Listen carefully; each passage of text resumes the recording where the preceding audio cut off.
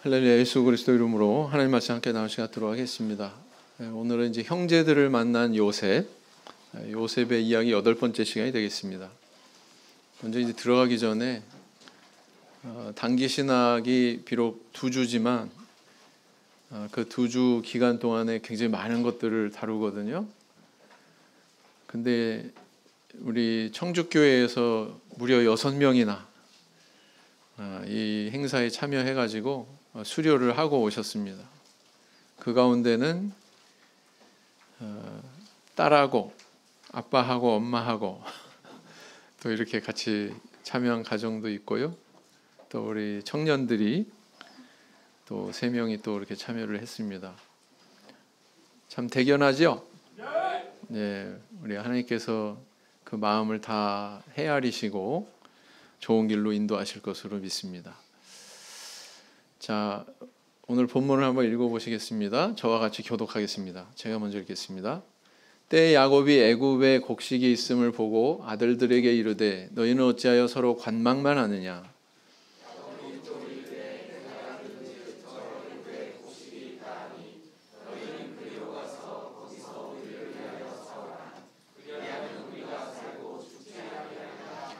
요셉의 형 시빈이 애굽에서 곡식을 사려고 내려갔으나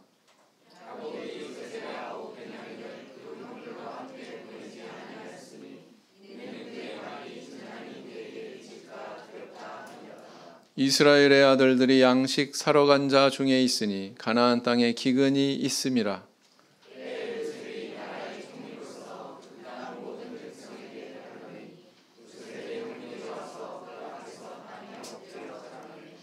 요셉이 보고 형들인 줄 아나 모르는 체하고 엄한 소리로 그들에게 말하여 가로되 너희가 어디서 왔느냐. 그들이 가로되 곡물을 사려고 가나안에서 왔나이다.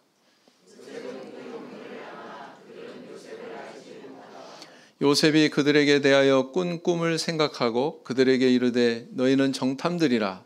이 나라의 틈을 엿보려고 왔느니라.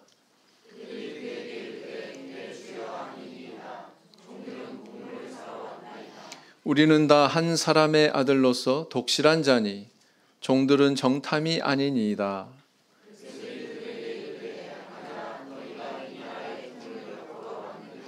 그들이 가로되 주의 종 우리들은 12형제로서 가나안 땅 한 사람의 아들들이라.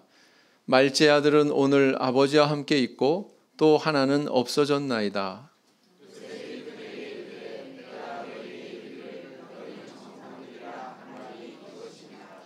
너희는 이같이 하여 너희 진실함을 증거할 것이라.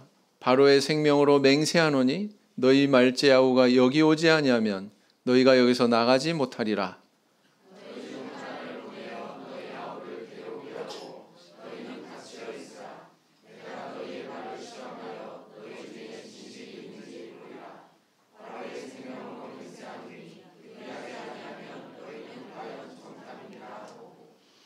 그들을 다 함께 3일을 가두었더라.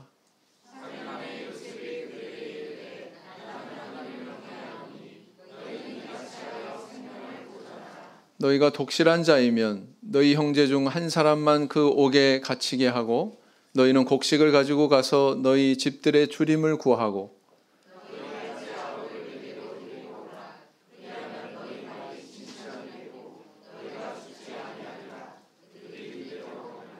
그들이 서로 말하되 우리가 아우의 일로 인하여 범죄하였도다. 그가 우리에게 애걸할 때의 그 마음의 괴로움을 보고도 듣지 아니하였으므로 이 괴로움이 우리에게 임하도다.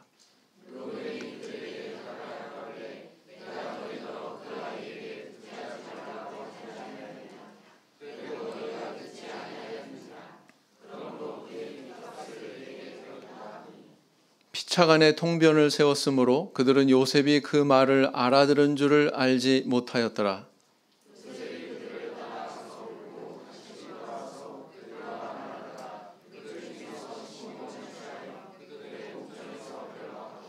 명하여 곡물을 그 그릇에 채우게 하고 각인에 도는 그 자루에 도로 넣게 하고 또 길 양식을 그들에게 주게 하니 그대로 행하였더라. 자, 우린 지난 시간에 어떤 내용을 다루는지 기억하고 계시나요? 애굽의 총리가 되는 아주 초고속 발탁으로 그렇게 일개 죄수가 애굽 전체를 통괄하는 그런 권세자로 그렇게 자리매김하게 되는 것을 우리는 살펴봤죠. 뿐만 아니라 결혼까지 했습니다. 아주 명문가 집안하고 온 제사장 보디베라의 딸 아스낫, 이름도 예쁘죠. 아스낫.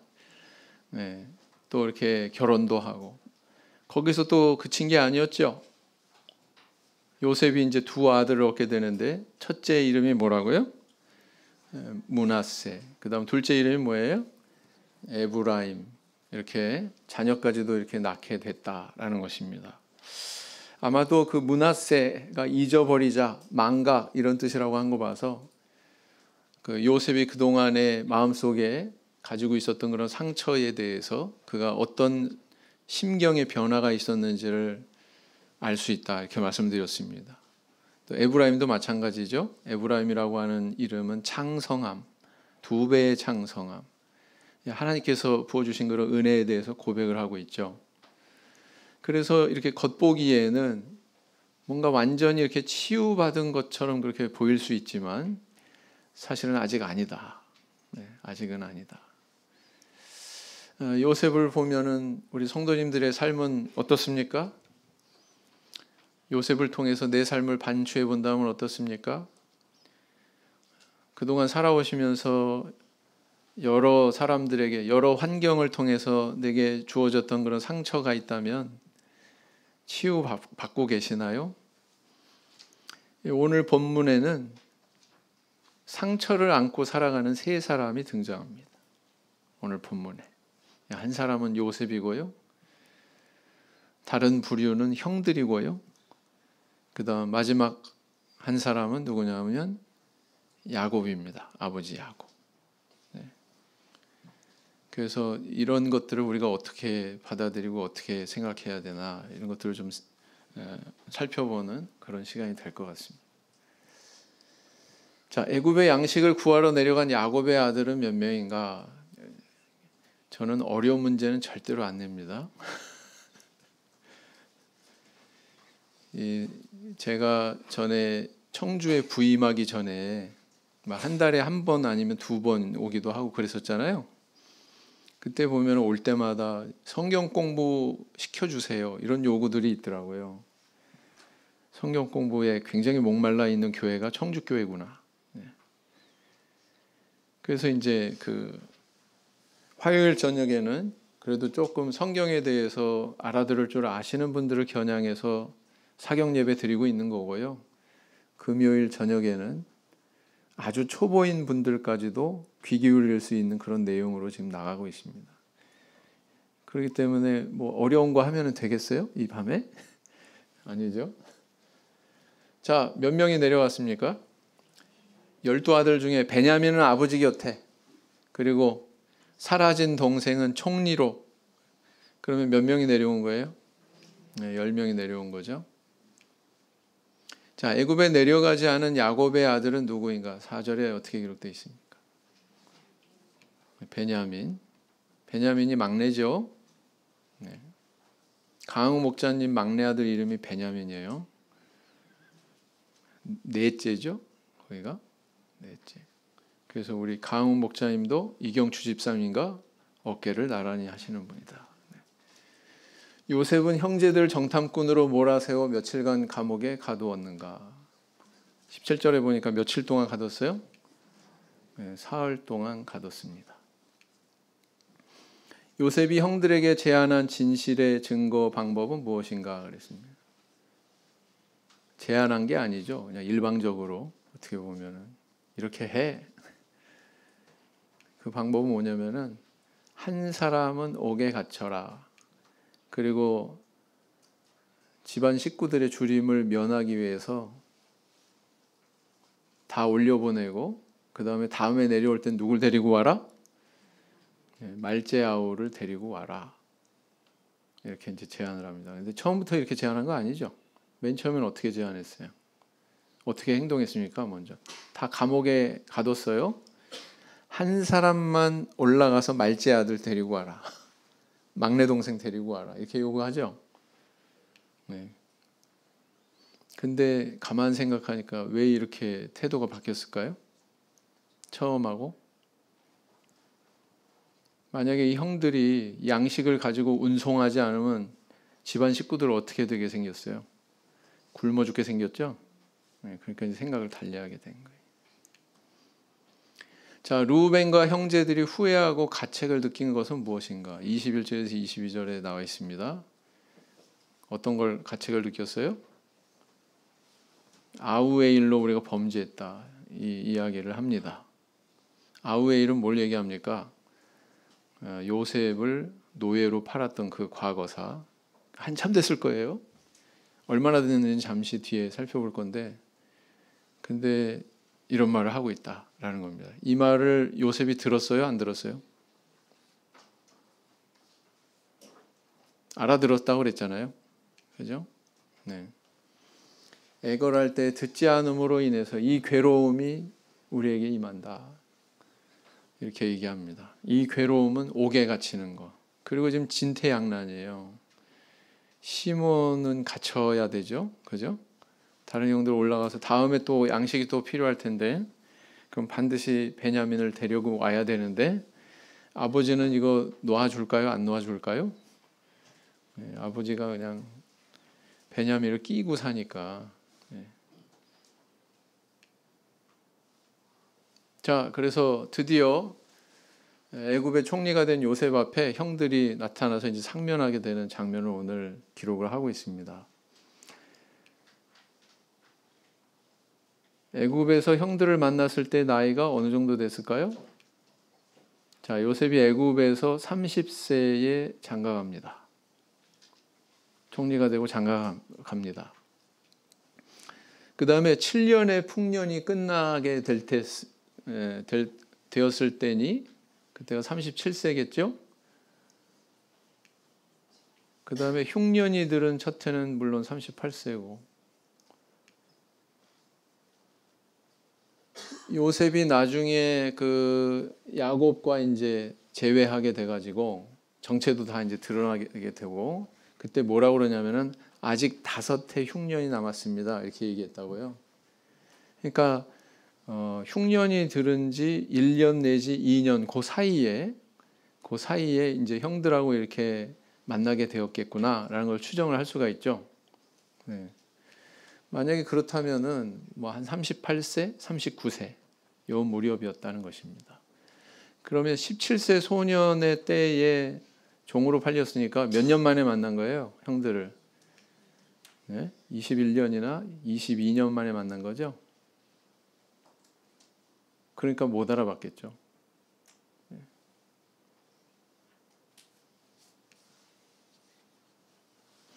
자, 지난 시간에 잠깐 또 말씀을 드렸는데, 이 요셉이라고 하는 인물이 이렇게 치적을 세웠다면 애굽의 어떤 역사 기록에 흔적이 남아 있을 거다라는 그런 가정에서 추적을 하고 보면 아주 재미있는 그런 유적을 발견하게 됩니다. 그게 바로 뭐냐면은 나일에 있는 그 사할섬, 나일강 말하는 거죠.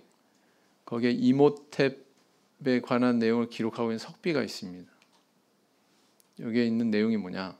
바로 이런 내용이에요. 고왕조 제3왕조 때에 조세르라고 하는 파라오가 있었는데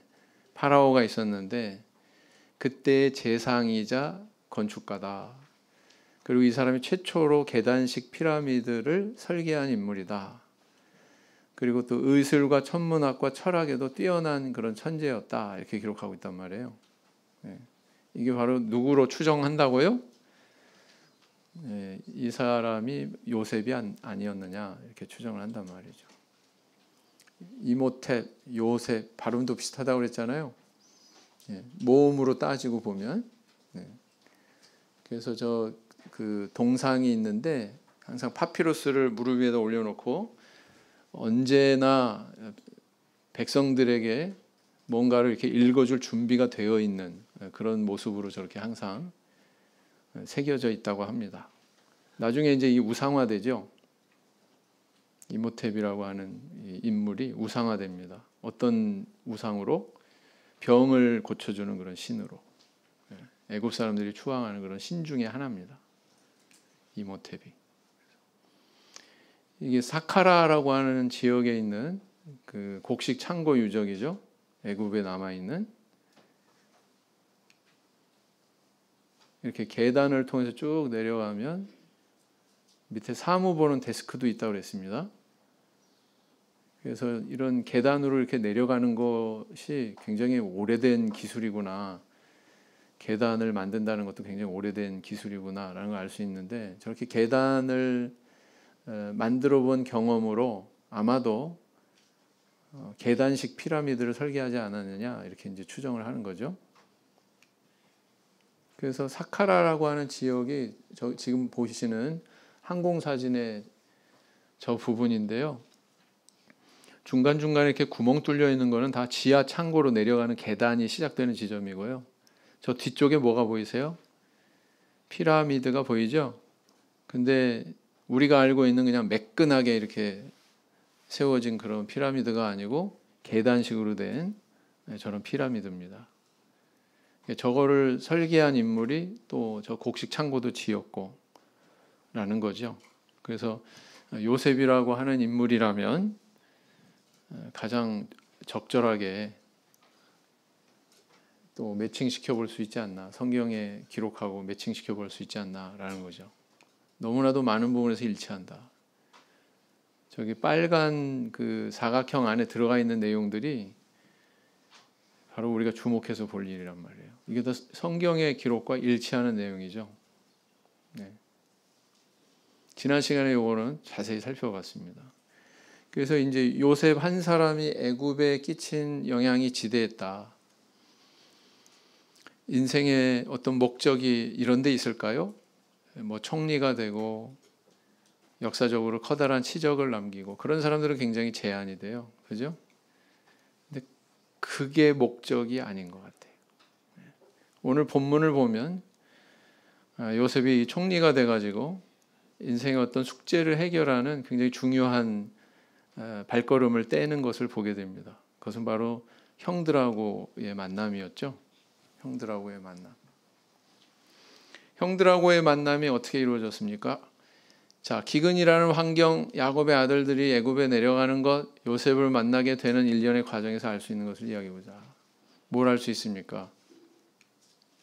우리 하나님께서는 당신이 창조하신 이 피조물 가운데 역사하셔가지고 우리를 인도하시는구나.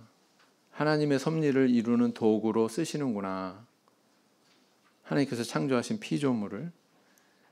우리는 그냥 일상 속에서 이것은 뭐 항상 우리가 접하는 거니까 뭐 이렇게 기근이 온다거나 뭐 햇볕이 쨍쨍 난다거나 눈이 온다거나 모든 것이 다 그냥 자연의 조하고 그냥 우리가 우연이라고 생각할 수 있는 그런 과정이라고 생각할 수도 있겠지만 그게 아니라는 거죠. 거기에다 우리 하나님께서 역사하시고 섭리하시는 손길이 배어져 있다.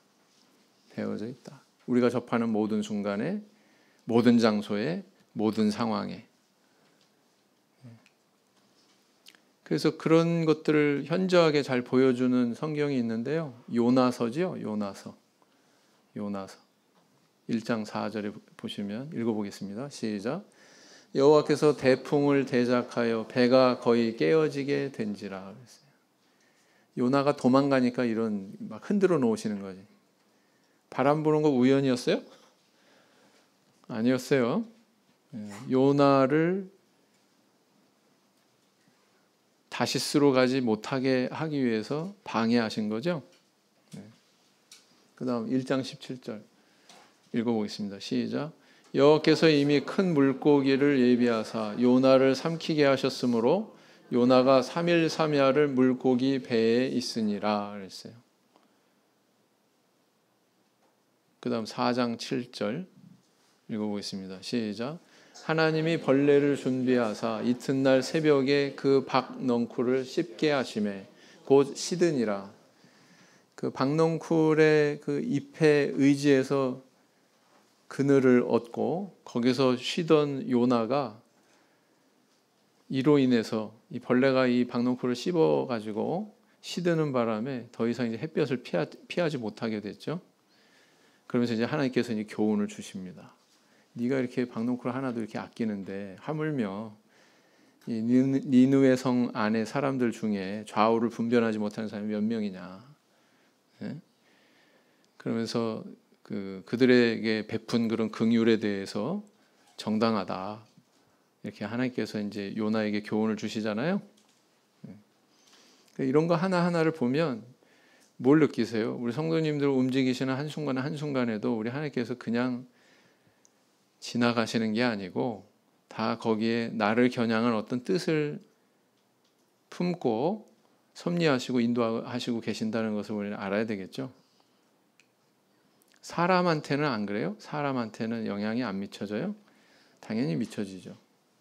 창세기 12장에 보면 요셉의 시대와 같이 기근으로 인해서 삶의 커다란 변화를 맞이하는 그런 인물을 보게 됩니다. 아브라함이죠. 기근이 없다면 애굽에 내려갈 일이 있어요? 없어요. 마찬가지로 요셉의 시대 때에도 기근이 없었다면 요셉의 형들과 요셉이 만날 일이 있어요? 없어요. 네. 그렇습니다. 야곱이 베냐민을 다른 아들들과 함께 내려보내지 않고 집에 남겨놓은 사실에서 알 수 있는 것을 이야기해보자. 여러분 몇 년이 지났다고 그랬어요? 요셉이 사라진 지 21년 아니면 22년 이 정도 됐다고 그랬습니다. 야곱이 그 요셉의 피로 가장된 그 옷을 붙들고는 대성통곡을 했죠. 그리고 그 상처가 몇 년 동안 지속이 된 거예요. 21년, 22년 동안 지속이 된 거예요. 그게 어떻게 그 상처가 치유되지 못했다는 게 어떻게 발현이 됐습니까? 베냐민을 놓지를 못하는 거예요. 싸고 도는 거예요. 그냥. 사람은 이런 존재구나. 이렇게 상처가 오래 갈 수 있구나.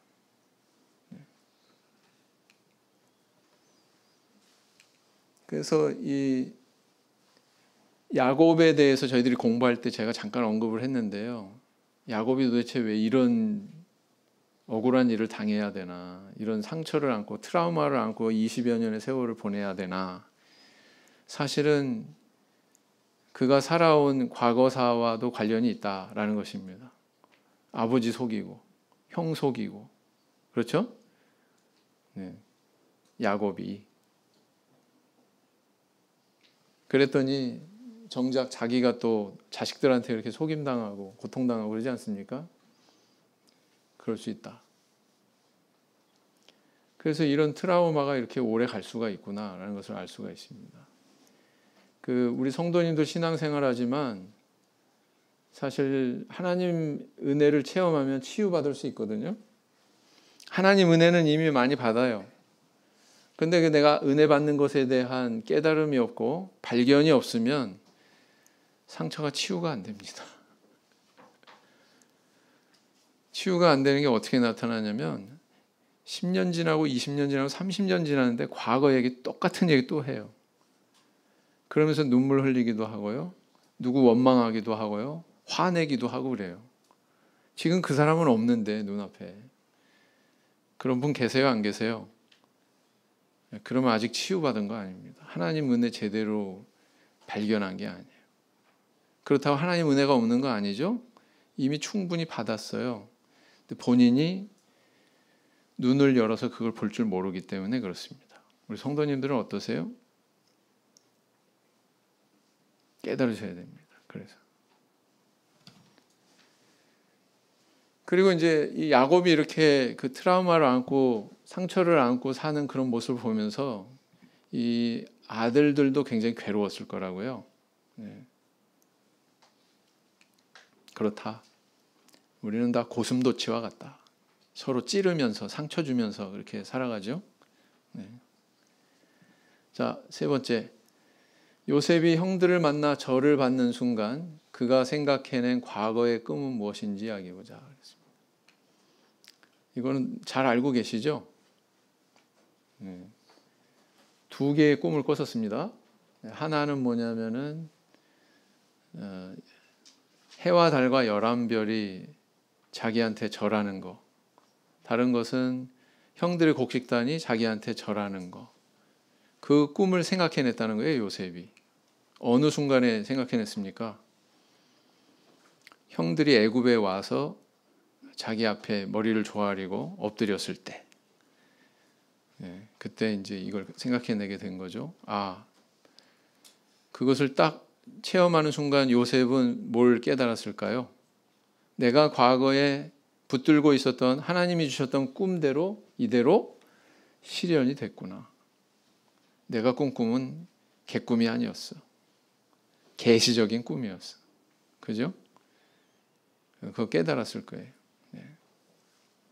그리고 이게 다 하나님께서 이렇게 인도하시는 일이구나. 형들을 이렇게 내 앞에 이렇게 인도하신 분이 하나님이구나 라는 것을 아마 깊이 깨달았을 겁니다. 자, 네 번째, 요셉이 형들을 모두 3일간 가두었다가 나중에는 시몬만 가두고 집에 돌려보낸 사실에서 알 수 있는 점을 이야기해보자. 왜 그랬다고요? 한 사람만 올라가 전부 다 갇혀있고, 맨 처음에 이렇게 했잖아요. 근데 나중에는 이제 태도를 바꿨어요. 왜 그랬다고요? 가족들이 굶을까봐. 굶주릴 가족들에 대한 그런 염려가 있으니까 감정적으로 나갔던 행동이 다시 이성적으로 제대로 사리분별하고서 행동하는 그런 모습으로 변화시켰죠.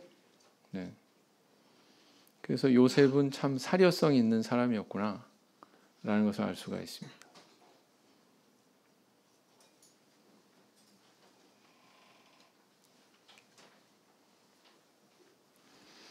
왜 요셉은 정체를 밝히지 않았나요?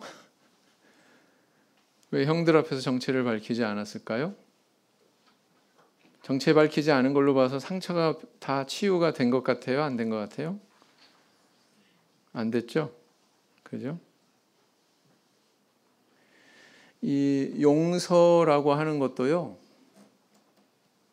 한쪽에서만 무엇인가 노력을 한다고 해서 이루어지지 않더라고요.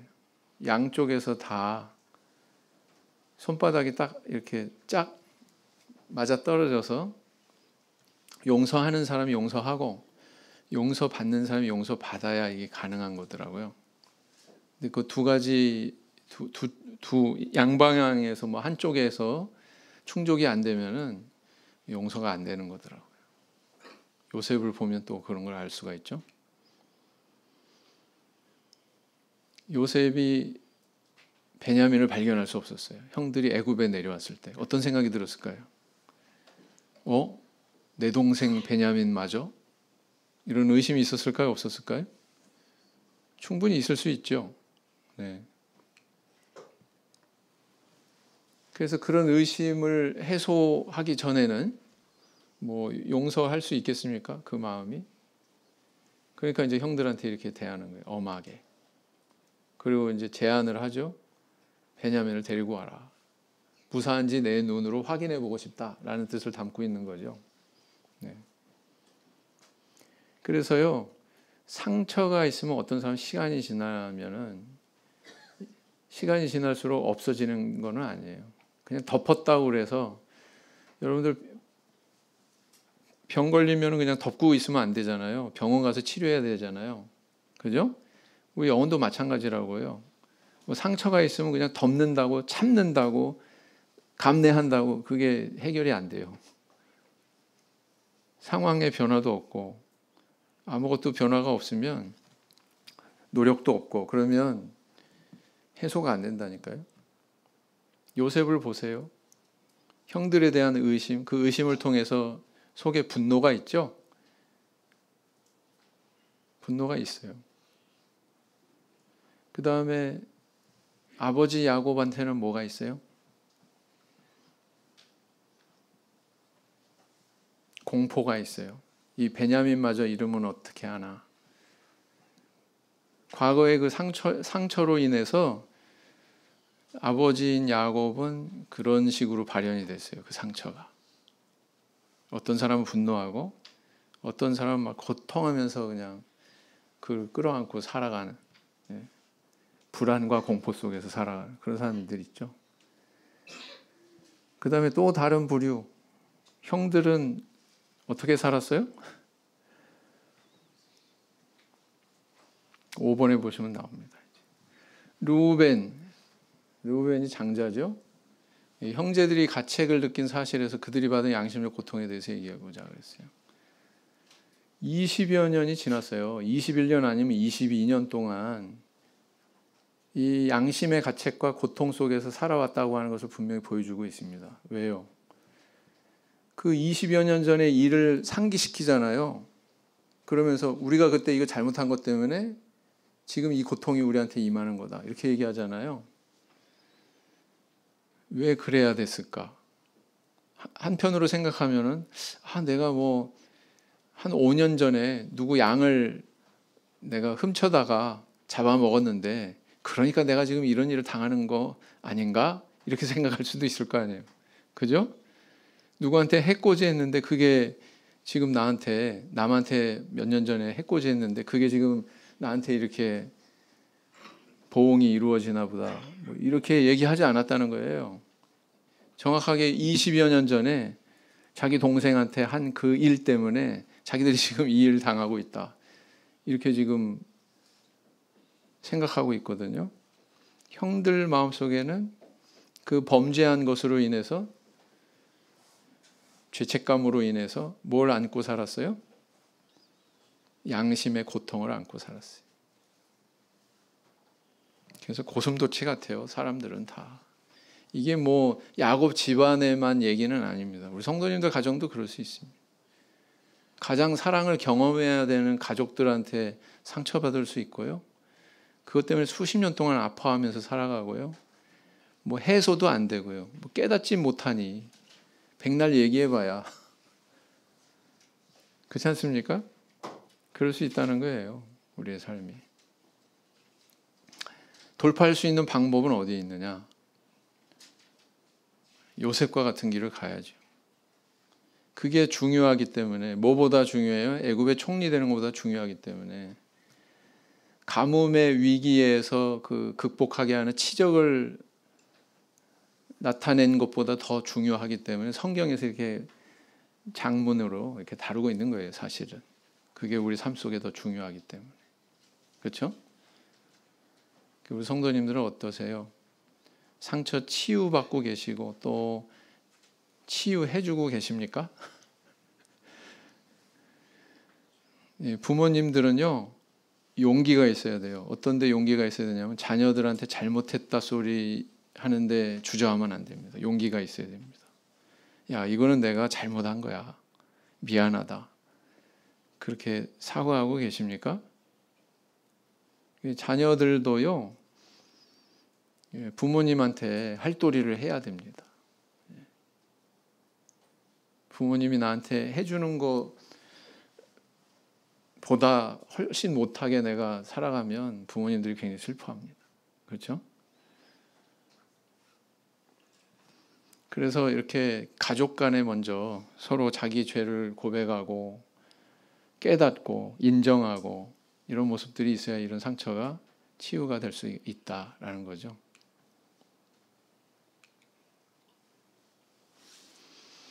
죄책감으로 고통받는 상황이 어떤지를 인류사 최초로 보여준 인물이 있죠. 바로 아담이 낳은 가인이라고 하는 아들이.